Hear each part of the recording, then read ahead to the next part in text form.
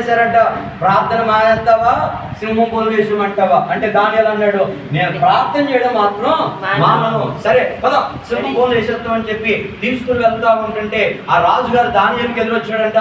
దానియేలు, నేను కూడా నేను కాపాడలేను, నీవు అనుదినము సేవించుచున్న నీ దేవుడే నిన్ను కాపాడాలి అని చెప్పి రాజు కూడా కాపాడలేకపోతే దానియేలు తీసుకుని వెళ్ళి సింహం బోల్లో పడేశారంట. దానియేలు సింహం బోల్లో, నన్ను ఏం చేయకండి సింహాలారా నన్ను ఏం చేయకండి అంటలా. అలా ఎక్కడ ఇంటి దగ్గర ఎలాగైతే మోకరించి ప్రార్థన చేసేవాడు సింహం గృహంలో కూడా అలాగే ప్రార్థన చేస్తాడంటే దానియేలు ప్రార్థన ఆలకించి దేవుడు తన దూతను పంపి సింహాల నోళ్లను ఇంటి దగ్గర ఉన్న అదే ప్రార్థన, సింహాల గృహంలో ఉన్నా అదే ప్రార్థన. నువ్వు ఎక్కడో ప్రార్థన చేయడం మానేయకూడదు. నువ్వు ఎక్కడున్నా కానీ నువ్వు నేర్చుకోవాల్సింది ఏంటంటే ప్రార్థన చేస్తూనే ఉండాలి. దేవుడు నామానికి స్తోత్రం. నీ ఇల్లు ఎప్పుడైతే ప్రార్థనా ఇల్లుగా ఉంటుందో, నీ గది ఎప్పుడైతే ప్రార్థనా గదిగా ఉంటుందో అక్కడ నుంచి దేవుడు ఆశీర్వాదాలు ప్రారంభించడం మొదలు పెడతాడు. దేవుడు నామానికి స్తోత్రం. కాబట్టి ప్రేమ దేవుడు బిడ్డలారా, ఆ దానియేలును తీసుకుని వెళ్ళి సింహం బోన్లో పడేశారంట. తెల్లవారు సింహం బోన్లో ఉన్నాడంట. పడుకున్నాడా? భయపడ్డా? దానియేలు గారు మిమ్మల్ని ఏం చేస్తున్నాడు? దానియేలు ప్రార్థన చేస్తున్నాడంట. ఉదయాన్నే రాజు నిద్ర పట్టక ఏం చేస్తున్నాడంటే సింహం గృహ దగ్గరికి వచ్చాడంట. జీవం గల దేవుని సేవకుడు అయిన దానియేలు, క్షేమమా ఏమన్నాడు? సింహ గృహంలోకి వెళ్ళి బయటకు వచ్చినాడు ఎవడు లేడు. రాజు అనుమానంతో అన్నాడంట, జీవం గల దేవుని సేవకుడు అయిన దానియేలు క్షేమమా అన్నాడు. ఆ పక్క నుంచి వాయిస్ రాకపోతే దానియేలు ఏమైపోయాడు చెప్పలే. కానీ ఆ పక్క నుంచి అన్నాడు, రాజు చిరంజీవి యోగును గాక, నేను నా దేవుని దృష్టికి నిర్దోషిగా కనబడుతుంది కనుక ఆయన తన దూత నంపి నన్ను కాపాడాడు అని చెప్పినండి. ఆ దానియేలును బయటికి తీశారంట. దేవుని నామానికి స్తోత్రం.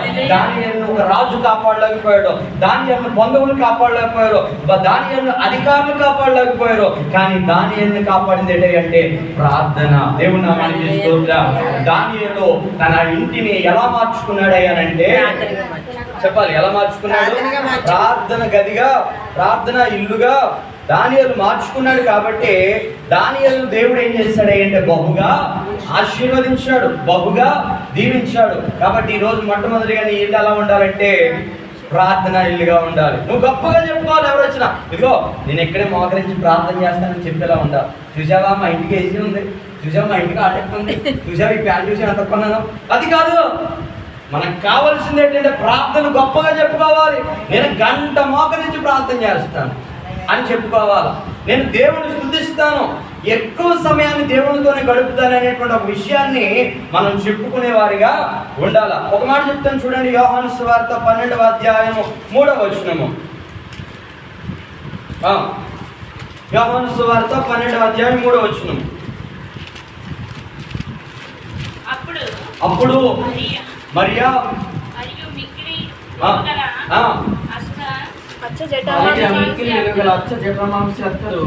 ఒక సేరున్నర ఎత్తు తీసుకొని యేసు పాదములకు పూసి తన తలవెంట్రుకలతో ఆయన పాదములు తుడిచాను.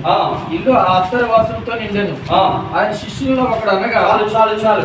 రెండవదిగా నీ ఇల్లు ఎలా ఉండాలంటే సువాసన గల ఇల్లుగా ఉండాలి. అలాగని చెప్పి సిటీలోకి వెళ్ళి స్ప్రే బాటిల్ తీసుకొచ్చి ఈ గదిలో ఆ గదిలో చుట్టాలు వస్తున్నారు, నలుగురు కూర్చుంటారు, బ్యాట్స్మెన్ రాకూడదని కొట్టడం కాదు. ఆ సువాసన కాదు కావాల్సింది. నువ్వు ప్రార్థన అనే సువాసన రావాలి. ఏం రావాలి చెప్పండి? నువ్వు దేవుడి దగ్గర గడుపుతూ ఉంటే, నువ్వు మోకాళ్ళు వేసి ప్రార్థన చేస్తూ ఉంటే ఆ మోకాళ్ళ నుంచి శరీరంలోంచి ఒక సువాసన వస్తుందంట. ఏం చేస్తుంది చెప్పండి? శరీరం మొరపెడుతూ ఉందంట. అప్పుడు ఆ ఇల్లు ఎలా మారుతుంది అంటే సువాసన ఇల్లుగా మార్చబడుతుంది. నువ్వు ఎప్పుడైతే ప్రార్థన చేస్తావో, నువ్వు ఎప్పుడైతే ప్రార్థన కలిగి జీవిస్తావో ఆ ఇల్లును దేవుడు ఎలా మారుస్తాడంటే సువాసన ఇల్లుగా మారుస్తాడంట. దేవుడు నామానికి స్తోత్రం. అలాగే రెండవదిగా చూడండి, త్వరగా వెళ్దాం. అపోస్తుల కార్యములు 16వ అధ్యాయము 3వ వచనం 31వ వచనం చదువుకుందాం. అందుకు వారు, ప్రభువైన యేసునందు విశ్వాసం ఉంచుము, అప్పుడు నీవును నీ ఇంటి వారును రక్షణ పొందుతారని చెప్పి, ప్రభువైన యేసునందు నీవు విశ్వాసం ఉంచుము, అప్పుడు నీవును నీ ఇంటి వారును రక్షణ పొందుతారు. ప్రియమైన దేవుని ప్రజలారా, నీవు ఎంత ప్రార్థన చేసినా నువ్వెంత బైబిల్ చదివినా నువ్వు కానీ రక్షణ పొందకపోతే నీ జీవితం వ్యర్థం. చాలా మంది అంటారు, మేము చాలా మంది చెప్తా ఉంటాం, అమ్మా యేసు ప్రభుని నమ్ముకోండి, అయ్యా యేసు ప్రభుని నమ్ముకోండి అంటే వాళ్ళు చెప్పే మాట క్రిస్మస్కి వెళ్తానండి, కవర్లో కానుక పెట్టిస్తానండి, జనవరి 1కి మాత్రం వాగ్దానం తీసుకుంటానండి, ఇంకా మిగతా టైము వెళ్ళనండి. ఏం చేయడంట? వెళ్ళడంట. ఇక్కడ చెప్తున్నటువంటి మాట ఏంటంటే మొట్టమొదటిగా నీ ఇల్లు ప్రార్థన ఇల్లుగా ఉండాలి, రెండవది నీ ఇల్లు సువాసనగా గల ఇల్లుగా ఉండాలి, మూడవది నీ ఇల్లు రక్షణ పొందిన ఇల్లుగా ఉండాలి, రక్షింపబడిన ఇల్లుగా ఉండాలి. నువ్వు రక్షింపబడిన ఇల్లుగా లేకపోతే నువ్వేమైపోతావు తెలుసా? పాడైపోతావు. ఎందుకు ఈ మాట చెప్తున్నాడు ప్రియమైన దేవుని బిడ్డలారా? మనము రక్షణ అనేది మనం పొందకపోతే మనం ఎంత వజ్రాలు మనులు మాణిక్యాలు కలిగిన ఇళ్లలో ఉన్న మనకి ప్రయోజనమో లేదు. ఎందుకో తెలుసా? ఈరోజు నేను మీకు చెప్తున్నటువంటి మాట ఏంటంటే ప్రియమైన దేవుని ప్రజలారా, మూడవదిగా మన ఇల్లు ఎలా ఉండాలంటే రక్షింపబడిన ఇల్లుగా ఉండాలి. ఎలా ఉండాలి చెప్పండి? చెప్పండి. యోషువ అంటాడు, మీరు ఎవరిని సేవించుదురో నాకు తెలియదు కానీ నేను నా ఇంటి వారిని యెహోవానే సేవిస్తాము అని చెప్పాడు.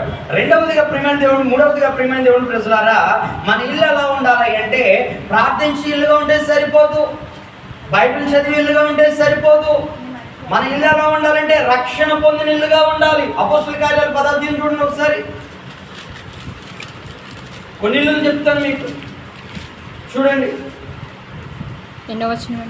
మొదటి నుంచి చదువుదాం. ఇటలీ పట్టణమనబడిన పటాలములో శతాధిపతి అయిన కొర్నేలు అను ఒక భక్తిపరుడు ఉండెను, కైసరయలో ఉండెను.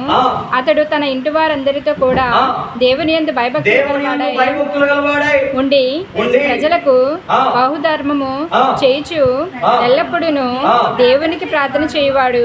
పగలు ఇంచుమించు 3 గంటల వేళ దేవుని కొర్నేలి అని పిలుచుట దర్శనం ముందు అతనికి తేటగా కనబడును. చాలు ప్రియమైన దేవుని ప్రజలారా, మూడవది ఏంటి అంటే నువ్వు ఎలాంటి ఇల్లుగా ఉండాలి చెప్పాలా? నేను మళ్ళీ కట్మూరు వచ్చినప్పుడు అడుగుతున్నాను. పలానా రోజు పలానా దానియేలు గారి ఇంట్లో చెప్పాను కదా, వాక్యం ఏంటంటే మీరు గమ్ముని చెప్పాలా.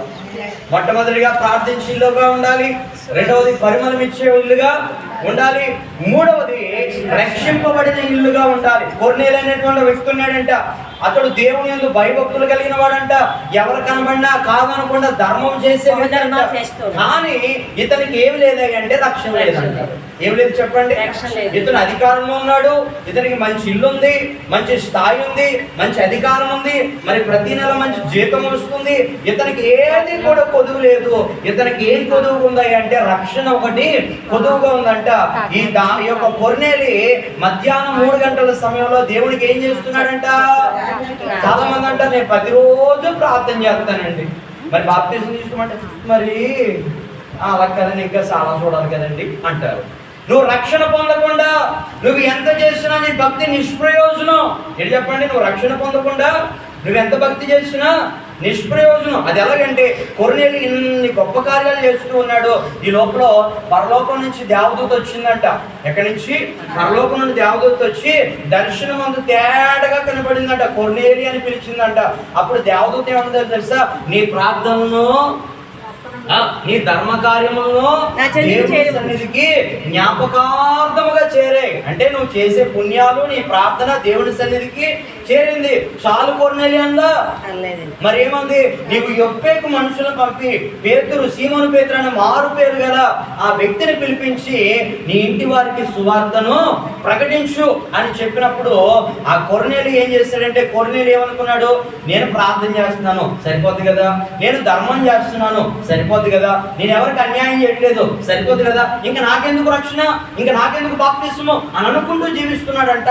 అటువంటి సమయంలో దేవదూత వచ్చి అంటుంది, నువ్వెన్ని ప్రార్థనలు చేసినా, నువ్వెన్ని ధర్మ కార్యాలు చేసినా, నువ్వెన్ని పుణ్యాలు చేసినా, నువ్వు రక్షణ లేకపోతే, నీ ఇంటికి రక్షణ లేకపోతే అది నిష్ప్రయోజనం అని చెప్పినప్పుడు కొర్నేలి ఏం చేశాడంటే తన దగ్గర ఉన్నటువంటి నమ్మకమైనటువంటి సైనికులను పనివారిని పిలిచి యొప్పేలో ఉన్నటువంటి పేతురు అయినటువంటి మారు పేరు గల సీమోను దగ్గరికి పంపించాడంట. ఈ లోపల పేతురు ఏం చేస్తున్నాడు తెలుసా? అక్కడ చూడండి, పక్కనంతా చూడండి, చూడండి, పక్కన పేతురు అంతా చూడమ్మా. నేను పేతురు ప్రార్థన చేయటకు పేతురు ప్రార్థన చేయుటకు మిద్ది మీదకి ఎక్కెను. అతడు మిక్కిలి ఆకలి కొని భోజనం చేయగోరెను. ఇంటివారు సిద్ధము చేయుచుండగా అతడు పరవశుడై ఆకాశము తెరవబడుటయు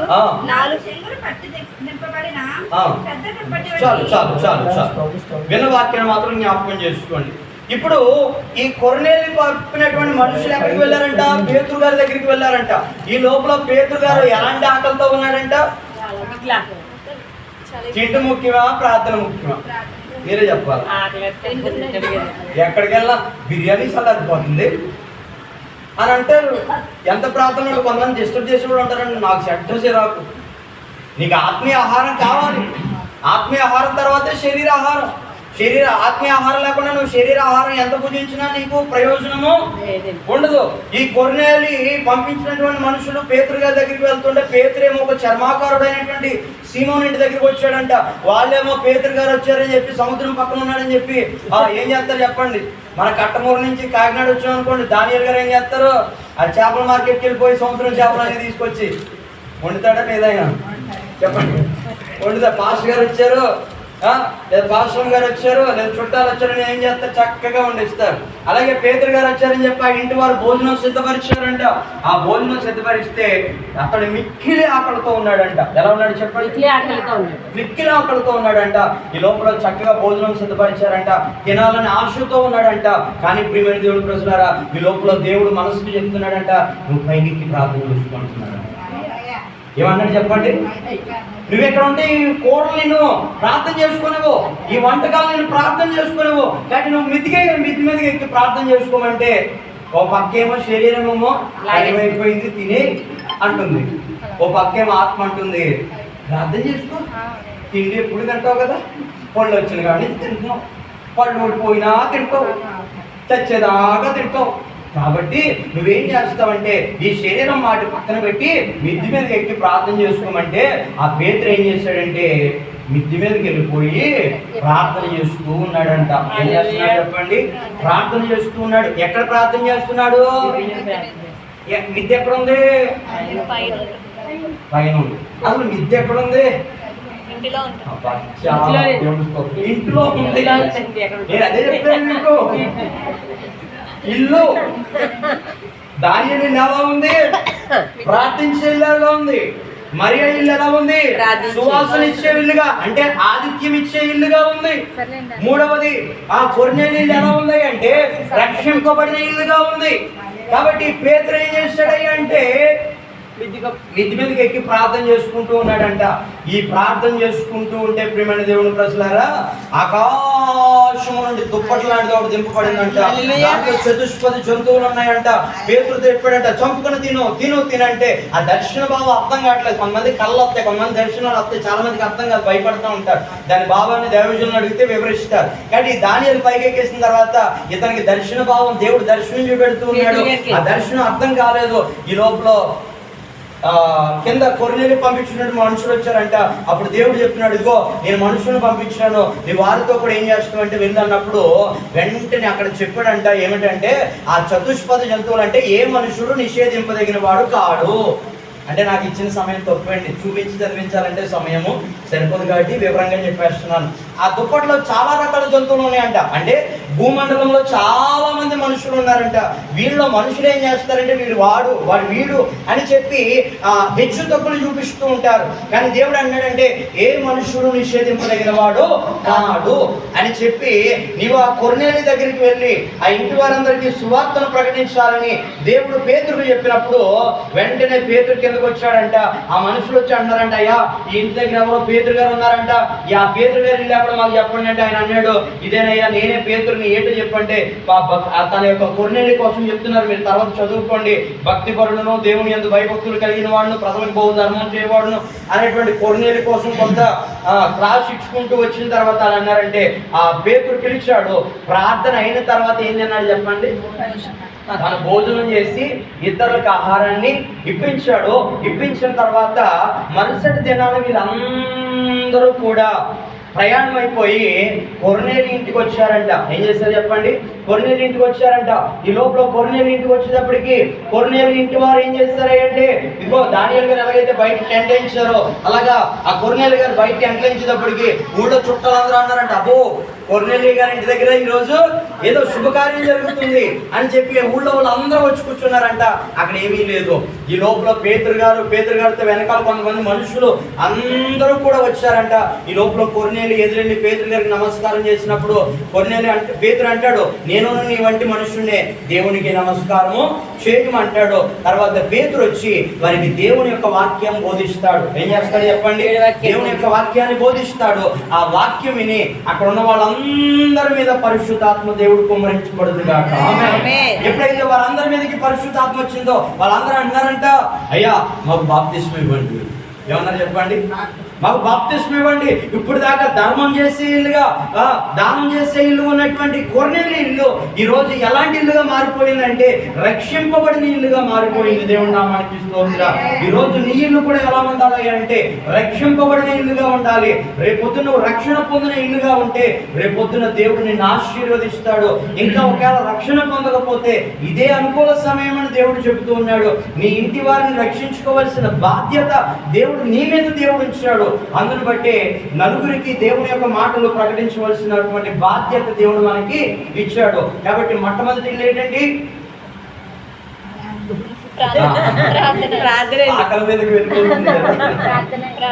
మొట్టమొదటి ఇల్లు దానియేలు ప్రార్థించే ఇల్లుగా ఉంది.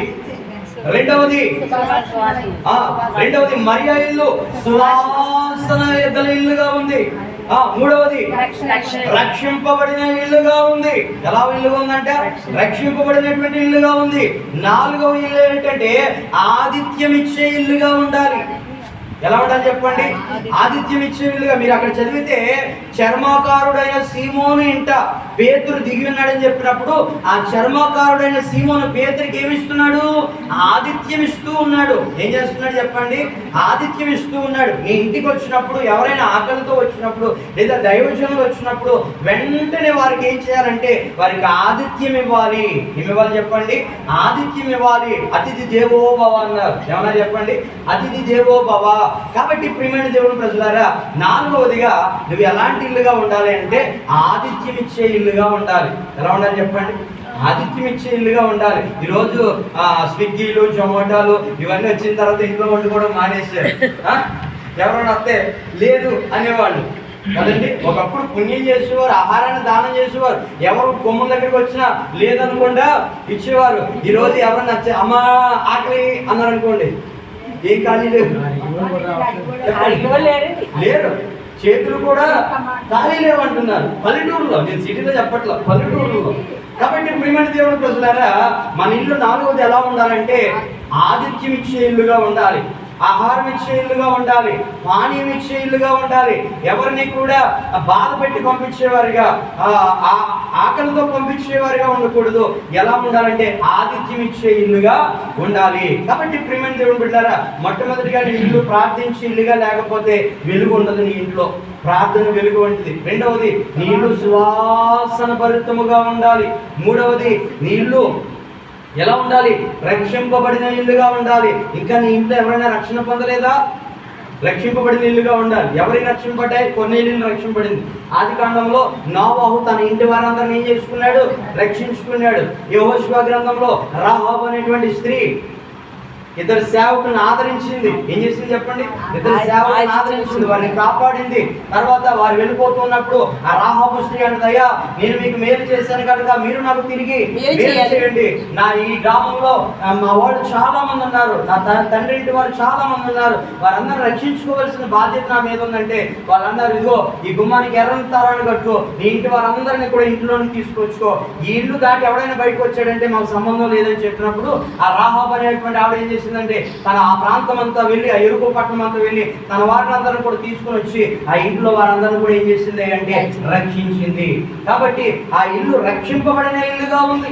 ఎలా ఉంది చెప్పండి? రక్షింపబడిన ఇల్లుగా ఉంది. కాబట్టి ఈ రోజు నీ ఇల్లు ఎలా ఉంది? ఆల్టెక్లు ఉన్నాయా, ఏసీలు ఉన్నాయా, ఏమున్నాయి అనేది కాదు. మొట్టమొదటిగా నీ ఇల్లు ప్రార్థించి ఇల్లుగా ఉందా? ఏ రోజైనా ప్రార్థన మానేస్తున్నావా? ఏ రోజు ప్రార్థన మానకూడదు. ఏం చేయకూడదు చెప్పండి? ఏ రోజు ప్రార్థన మానకూడదు. నువ్వు నిత్యము ప్రార్థిస్తూనే ఉండాలి, పరిశుద్ధ గ్రంథాన్ని ధ్యానిస్తూనే ఉండాలి. నీళ్ళు ఎప్పుడు కూడా పరిమళముగా ఉండేలా ఉండాలి. ఎప్పుడు పరిమళము? అందుకనే బైబిల్లో మాట్లాడుతుంది, దేవుడు తనను పరిమళ వాసనగా ఉండటకు మన కొరకు తను తాను ఏం చేసుకున్నాడంట? అర్పించుకున్నాడంట. కాబట్టి క్రీస్తు సువాసన పరిమళ వాసనగా ఉండే ఇల్లుగా ఉండాలంట. 4వది ఆతిథ్యం ఇచ్చే ఇల్లుగా ఉండాలి. కాబట్టి అలా ఇంటి ఇల్లుగా ఎప్పుడైతే ఉంటామో ఆ ఇంటిలో దేవుడు మేలు చేస్తాడు. మరియా మార్త అనేటువంటి ఒక ఇల్లు ఉంది. ఆ మరియా మార్త ఇంట్లోకి యేసు ప్రభు ఎప్పుడు ఆ బేతనీయ పట్టణ గ్రామానికి వచ్చినా ఆ ఇంటికి వెళ్ళేవాడంట. ఏం చేసేవాడు చెప్పండి? చెప్పాలమ్మా, ముగించేస్తాను నేను. అదే అండి. కాబట్టి ఆ బేతనీలో ఉన్నటువంటి మరియా మార్త ఇంటికి వెళ్ళాడంట. ఎప్పుడు వచ్చినా కానీ ఆ ఇంటికి వెళ్తాడంట. ఆ వెళ్ళినప్పుడు ప్రియమైన దేవుని ప్రజలారా, ఒకరోజు అక్క చెల్లిద్దరూ పని చేసుకుంటున్నారంట. ఎవరు పని చేస్తారు చెప్పండి? మరియా మార్త ఇద్దరు పని చేసుకుంటున్నారంట. ఈ లోపల ప్రభు వచ్చి కూర్చున్నారంట. కూర్చున్న లోపల ఆ పని అక్కడ వదిలేసి ఒక ఆవిడ తొందరగా వచ్చి ఆయన పాదాల దగ్గర కూర్చొని ఆయన చెప్పే మాట వింటుందంట. ఇంకొక ఆవిడేమో అక్కడి నుంచి రావట్లేదు, సింక్ నుంచి రావట్లేదు, సింక్ దగ్గర నుంచి గిన్నెలు వదిలి రావట్లేదు. ఈ లోపల ఈ ఆడవాళ్ళకు ఉన్నటువంటి ఒక గుణం ఏంటంటే, ఒకరు కూర్చొని ఇంకొకరు పని చేస్తుంటే నచ్చదండి. పని చేసుకోవడానికి నచ్చదు. అవునంటారా కాదంటారా? ఒప్పుకుంటారా? ఒప్పుకోరా? ఒకరు కూర్చున్నారనుకోండి, ఇంకొకరు పని చేస్తున్నారు అనుకోండి, ఆ గిన్నెలు సౌండ్ వస్తూ ఉంటాయి. ఏంటో సౌండ్ అంటే కోపం.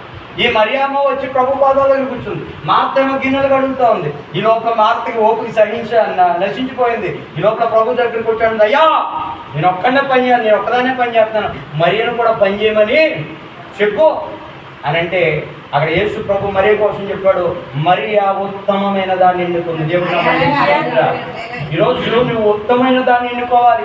దైవజనుడు నీ దగ్గరికి వచ్చినప్పుడు, లేదా దైవ సేవకుడు నీ దగ్గరికి వచ్చినప్పుడు, అమ్మ రండి ప్రార్థన చేద్దాం, లేదా కొద్దిసేపు దేవుడు మాట చెప్తారంటే, అయ్యగారు పని ఉన్నాయండి, ఇంకెక్కి నుండి అడగలేదు, ఇంకా పట్ల అయిపోయింది, ఈ కబుర్లన్నీ చెప్పకూడదు. లేదంటే నువ్వు ప్రార్థన చేసుకునే సమయం ఉందనుకో, ఆ సమయంలో పని చేస్తున్నావు అనుకో, అది పక్కన పెట్టేసి వచ్చి ఏం చేసుకోవాలి చెప్పండి? ప్రార్థన చేసుకోవాలి. అలాగా మరి ఏం చేస్తుంది అంటే ఉత్తమమైన దాన్ని ఎన్నుకుంది. యేసు ప్రభు వచ్చినప్పుడల్లా కూడా మరియా యేసు ప్రభు వారికి ఆతిథ్యం ఇచ్చేదంట. అందును బట్టి తన తమ్ముడైనటువంటి లాజరు చనిపోయినప్పుడు దేవుడు అతన్ని ఏం చేశాడు చెప్పండి? బ్రతికించాడు, మేలు దయచేశాడు. కాబట్టి ప్రియమైన దేవుని ప్రజలారా, నీవు ప్రార్థన విషయంలో మొహమాట పడకూడదు, వాక్య విషయంలో మొహమాట పడకూడదు, రక్షణ పొందే విషయంలో మొహమాటము పడకూడదు. కాబట్టి భక్తుడైనటువంటి దానియేలు ఎలాగైతే రోజుకు 3 మోకాళ్ళు వేసి ప్రార్థించాడో అటు రీతిగా ప్రార్థనా వాక్యము అందులో కీర్తన గ్రంథం ఉంటుంది, నీతిమంతుల గుడారముల్లో రక్షణ సునాదములు వినబడును. ఏమి వినబడతాయంట? నీతిమంతుల గుడారాల్లో సీరియళ్ళు వినబడును, నీతిమంతుల గుడారాల్లో సినిమా పాటలు వినబడును అని అన్నాడు. నీతిమంతుల గుడారంలో రక్షణ సునాదములు అనగా దేవుని వాక్యము, దేవుని పాటలు వినబడింది అన్నాడు. ఈ ఇల్లు అట్టి రీతిగా ఉంటే ఆ ఇల్లు అలంకరింపబడిన రీతిగా ఉంటుంది. ఎక్కడైతే ఆ ఇల్లు ఉంటుందో ఆ ఇంటిలో యేసయ్య ఉంటాడు. ఆ యేసయ్య ఏ ఇంటిలో ఉంటాడో ఆ ఇల్లు ఆనందముతో, సంతోషముతో, సౌభాగ్యముతో నిండిన ఇల్లుగా ఉంటుంది. సకల ఆశీర్వాదములు ఆ ఇంటికి వస్తాయి. దేవుని నామానికి స్తోత్రం. ఒక మాట ముగించేస్తాను. యేసుక్రీస్తు ప్రభు ఎక్కడున్నాడండి? పుట్టినప్పుడు పశువుల పాకలో ఉన్నాడు. ఎక్కడున్నాడు చెప్పండి? ఆయన ఉన్నది పశువుల పాకే, పశువుల తొట్టి దగ్గరే. కానీ ఎవరెవరు వచ్చారు? దేవదూతలు వచ్చేసాయి, గొర్రెలు వచ్చేసారు, జ్ఞానులు వచ్చేసారు, వెండి వచ్చింది, బంగారం వచ్చింది, బంగారము, బోలము, సాంబ్రాణి అన్నీ వచ్చాయి.